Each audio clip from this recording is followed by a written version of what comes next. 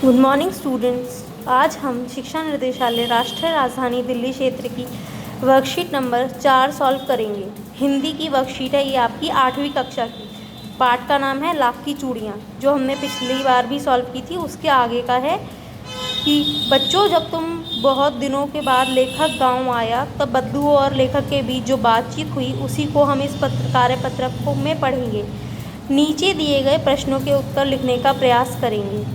अब मैं आपके सामने ये पूरा पैराग्राफ पढ़ रही हूँ, फिर हम क्वेश्चन सॉल्व करेंगे।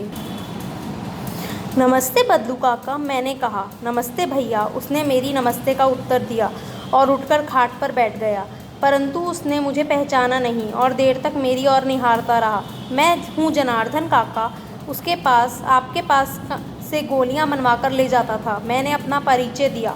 बदलू फिर भी चुप रहा, मानो अपने स्मृति पटल पर मेरा चित्र उभार रहा हो। और तब वह एकदम बोल पड़ा, आओ आओ लल्ला, बैठो। बहुत दिन बाद गांव आए? हाँ, इधर आना ही न हो सका काका, मैंने चारपाई पर बैठते हुए उत्तर दिया। कुछ देर फिर शांति रही। मैंने इधर उधर दृष्टि दौड़ाई, ना तो मुझे उसकी मचिया ही नजर आई, ना ही भट्टी। आजकल काम नहीं करते काका, मैंने पूछा। नहीं लल्ला, काम तो बंद किए सालों हो गए। मेरी बनाई हुई चूड़ियाँ कोई पूछे तब तो गांव-गांव में कांच का प्रचार हो गया है।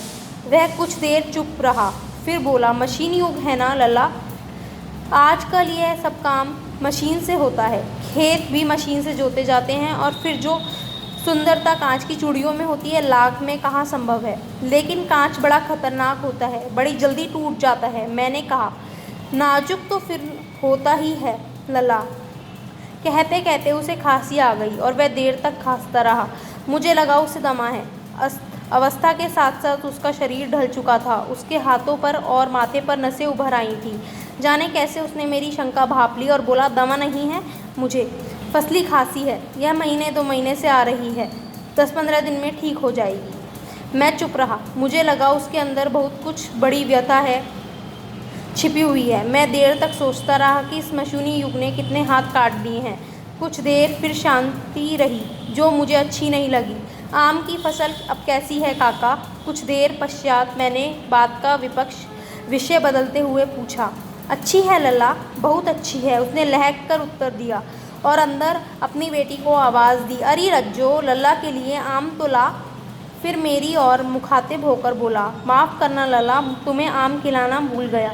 नहीं काका, आम तो इस साल बहुत खाए हैं। वाह वाह, बिना आम खिलाए मैं कैसे जाने दूंगा तुमको। मैं चुप हो गया। मुझे वो दिन याद हो आए जब यह मेरे लिए मलाई बचा कर रखता था। गाय तो अच्छी है ना काका, मैंने पूछा। गाय कहाँ है लल्ला, 2 साल हुए बेच दी। कहाँ से खिलाता। इतने में रज्जो, उसकी बेटी, अंदर से एक डलिये में ढेर से आम लेकर आ गई। यह तो बहुत हैं काका, इतने कहाँ खाऊंगा। मैंने कहा। वाह वाह, वह हंस पड़ा। ठहरे ना, मैं तुम्हारी उम्र का था तो चौगुने खा जाता था एक बखत में। आप लोगों की बात और है, मैंने उत्तर दिया। अच्छा बेटी, लल्ला को 4-5 आम छाँट कर दो, सिंदूरी वाले देना। लल्ला कैसे हैं? इसी साल यह पेड़ तैयार हुआ है। रज्जो ने 4-5 आम अंजुली में लेकर मेरी ओर बढ़ा दिए।